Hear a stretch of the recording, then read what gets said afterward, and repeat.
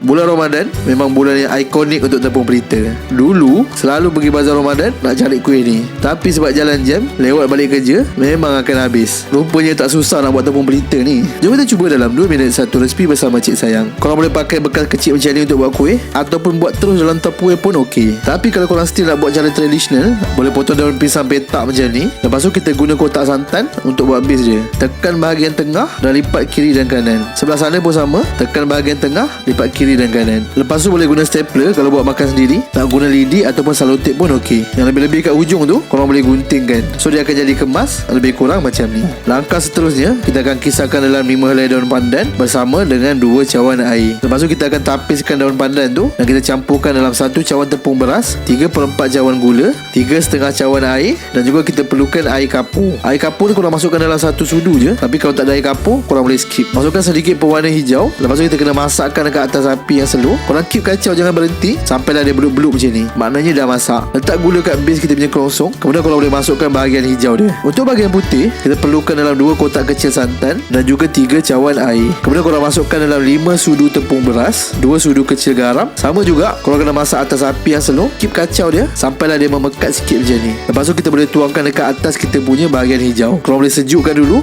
bagi dia mengental. Lepas tu nak buka puasa, korang boleh enjoy kita punya tepung pelita. Sejuk-sejuk masuk tekak waktu berbuka puasa. Serious best. Selamat mencuba. Jom follow kami untuk lebih banyak resipi menarik.